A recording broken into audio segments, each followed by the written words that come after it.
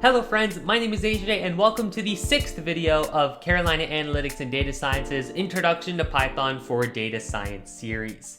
In this video, we're now going to be going and talking about lists, which are when we have multiple values stored in the same variable. So without further ado, let's get started.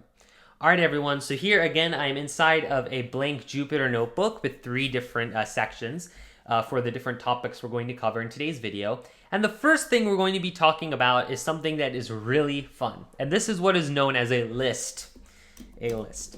Now, if you think of something like a shopping list or a grocery list, it's usually, a list of items, right? Let's say you need to buy lettuce and tomato and cheese, right? Those are all items that are put on a list for you to go through and and it allows you to basically organize a bunch of data that is related. And essentially, just like in real life, that is how lists are in Python. It allows us to organize, or basically, I guess, create a collection or list. Now, I do not like to use the definition of, I do not like to use the word in its definition, but create a collection or a list of like items, and store it in a variable. Then, so create a collection, list of like items stored in a variable. All right. So now what do I mean by like items? Well, when I'm talking about like items, I'm talking about items of the same type. Okay, same data type. This goes all the way back again to the second video where we talked about the different types, integer, float, strings, right? So how do we actually create a list? So what I'm going to do is I'm actually going to model the same analogy that I was talking about with a grocery list. So I'm going to say grocery list. And now how do we actually create an empty list? Well, to do that, we actually use square brackets. By creating square brackets just like this, we are essentially creating an empty list. So this creates an empty list. So I will say creating an empty list, and then I'll say my list equals this. So when we have a blank, or basically to a opening and a closing square bracket with nothing in it, that creates an empty list. Now, if we want to actually fill our list with something, so in this case I have my grocery list, then I can essentially put values inside of my square brackets. And what separates our values are going to be commas. So let's say I want to create a list of strings, right? So let's say I have a grocery list and the first item I want to add to it is lettuce. I can do that by typing in lettuce. And you can see that because it is a string, I need to surround it with quotation marks. And now let's say I want to add a second item to the list. Well, to do this, I can actually just add a comma and then go with my second item. So let's say I want to add tomato. Right, so now I have here lettuce and tomato. I can add a third item. I can add strawberries, or strawberry. I should say strawberries. All right. And then maybe I want to add cheese to my list. You can see that I am adding items of the same type. So in this case, all are strings. And all of these are separated with commas, just like that. So we have lettuce, tomato, strawberries, and cheese. And now this is all inside of square brackets. If I were to print out the value of grocery list, you will see that it shows in my output this list. It has lettuce, tomato, strawberries, and cheese. Okay. Now, if I were to print out the type of my grocery list, so type of grocery list, you can see that it gives me that this is a list. All right, so it is its own type. Now, this is very, very good. Now, let's say that I have this list, such as grocery list, and then I'm like, oh, I want to add an item later, right? I made my variable here, but what if I want to modify it? What if I want to add a value to this? Let's say I realize that I need to buy blueberries. Well, I can simply say grocery list dot append, and this is spelled A-P-P-E-N-D, open, close parentheses. So this is not square brackets here. This is parentheses. And then inside of here, we can add our item. So blueberries. All right.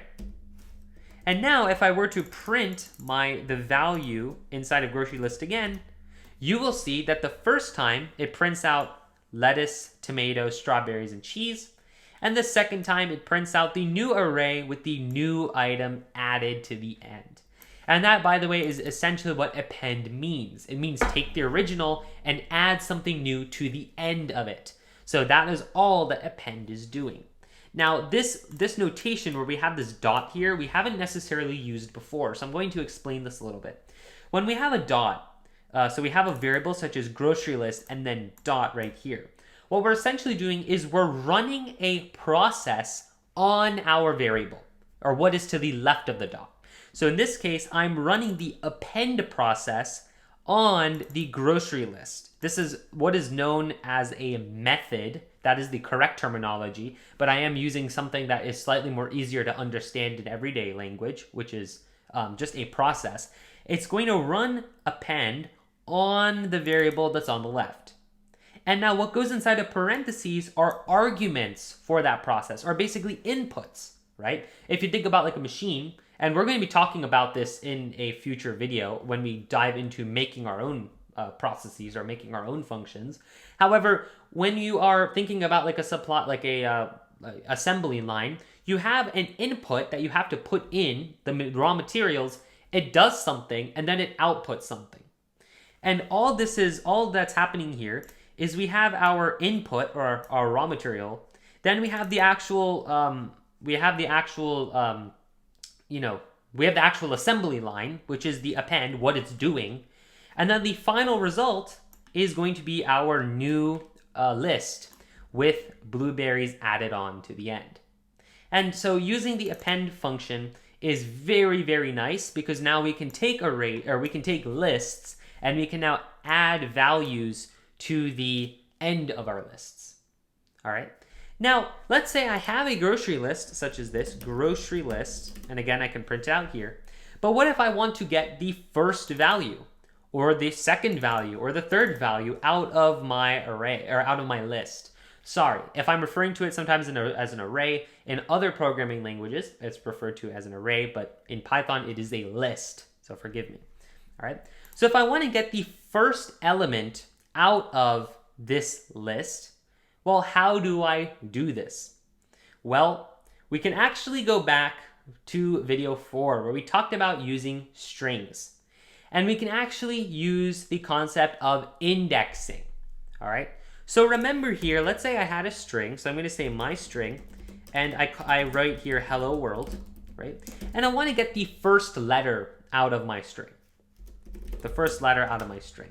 Well, to do that, I need to say my string, open close bracket, and then I need to put the index or the position of the character that I'm trying to get out.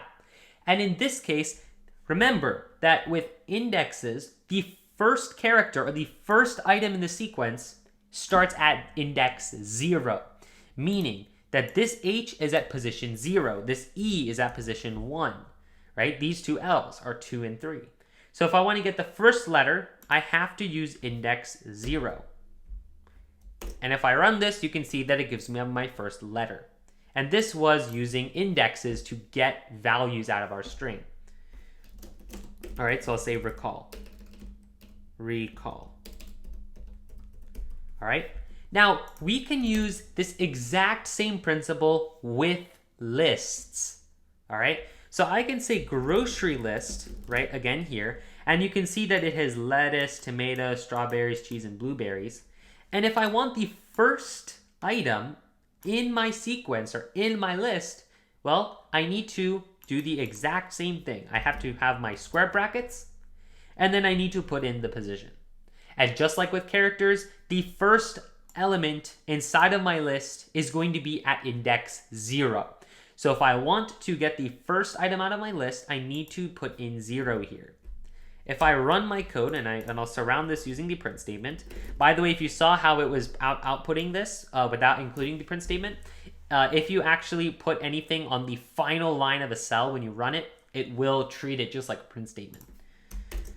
And you can see that when I run this, it prints out lettuce. All right, and again, I'm going to comment this out, and I'm going to print out my original grocery list that you can see where this came from. Grocery list. All right, and you can see that here, this is my original list, and it took out the 0th element, or the first item inside of my list, and that is lettuce.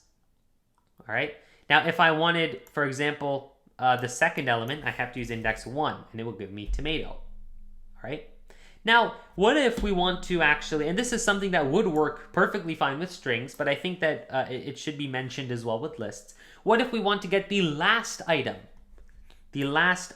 from our list? Well, in order to do this, we actually need to know, well, there are two ways to do this. First is you can actually put -1.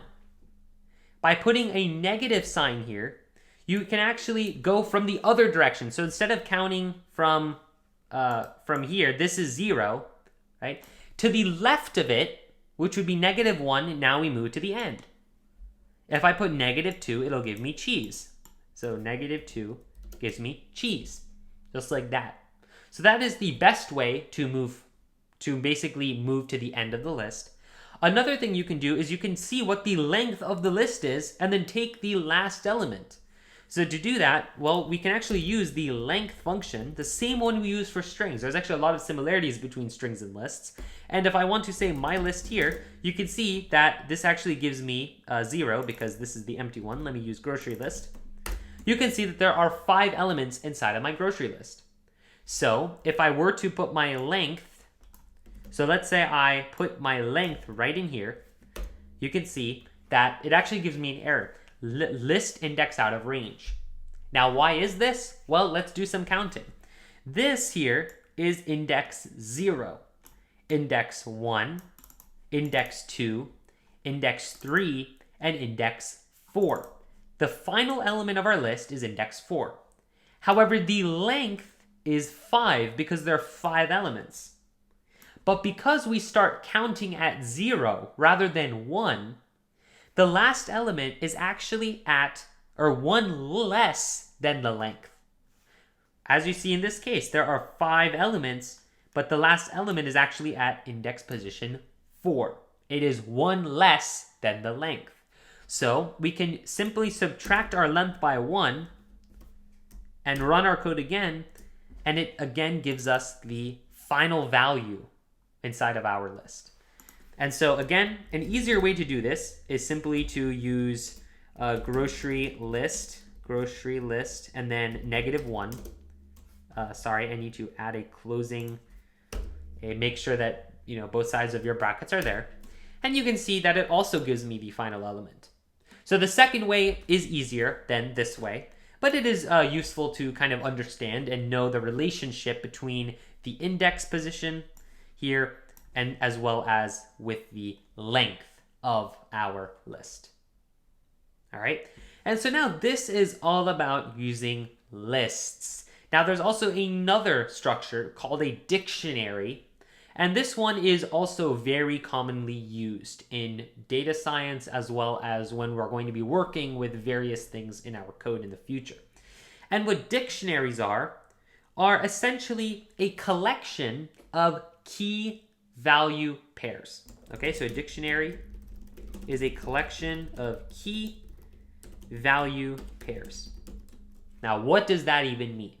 Well, we have a collection here of pairs. So we have like all these pairs. Sorry, I accidentally ran myself an accident. And we have key and we have value. Right? So we have a key and we have a value. And this goes on forever. This is just a long collection of key value pairs. And so what a key and a value is basically we have a value for a certain key, or a key in this case is essentially an identifier that we can use to access our data. So for example, let's say I have, let's say that I create, so I'm going to say my dictionary, and a dictionary, instead of using square brackets, you actually use the curly braces. So now this is the third type. We've used parentheses, we've used the square brackets, and now we use the curly braces. And so a dictionary will have a key and a value, right? And a key in often cases can either be descriptive or it can be some sort of identifier. So for example, let's say I am talking about a keyboard, right? So I will have, let's say I'll have a key. Let's say that this is the brand, all right? And then over here, the value is going to be Logitech. And you can see here that I'm actually using a colon to separate my key and my value. And I can now, just like how I used with my lists, I can separate my key value pairs using a comma. All right, so let's say that this is going to be size, and this is going to be a full-size keyboard, basically with a number pad. And in fact, I can say here, number pad, and my value, sorry, this should be size colon, and then number pad. Let's say that my number pad is true in this case, because it is. And if I run this, well, I should print out my dictionary. Print my dictionary. You can see that it prints out this dictionary. I have 3 key value pairs, brand with Logitech, size with full size, number pad with true. Now this is something to note. The key and the value do not have to be the same type. They do not have to be the same type. Okay? Now, why are dictionaries even useful? Why are lists even useful? Well, I want you to think about this dictionary here think of it as a row of data. Okay? Let's say that I have a table of a bunch of keyboards, right? And I have a column for the brand. I have a column for size. I have a column for whether there's a number pad or not. Well, for every row of my data, right, I'm going to have new values. For example, this might be a full-size Logitech keyboard. The next one might be a keyboard by Apple or a keyboard by Microsoft. And it might not be. It might be a 10 keyless keyboard. It might not have a number pad. All right? And by having a common key, then we can essentially define our fields or define what values we're trying to keep track of. And then for every single field, we can then have a unique value. For example, Logitech full size number pad, or in this case, this is a Boolean.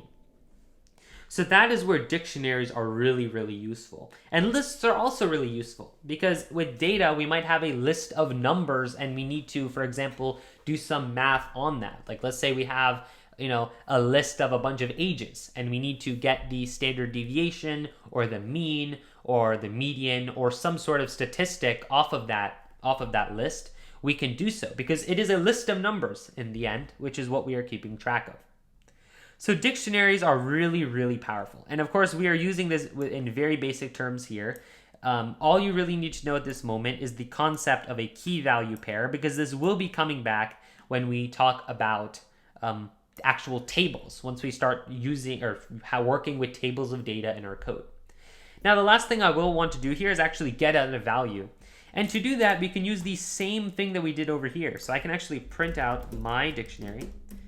But now, instead of using a number here, which is our index number, we actually need to put our key. And in this case, if I want to get the value for the key brand, then I can put brand. And if I run this, you can see that it gives me Logitech. I can do the same thing, so I can copy and paste this over here. I can say number pad, and you can see that it gives me true.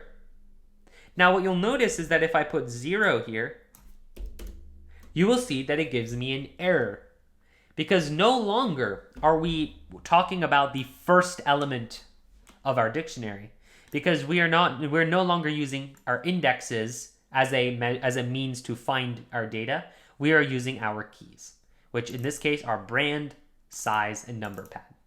And that is something very important to keep track of. All right, everyone, that is it for the 6th video. If you liked the video, feel free to like and subscribe for more content. Make sure to follow CADS on social media, as well as join our Listerv for the most up-to-date information on the organization. And see you all in the next one.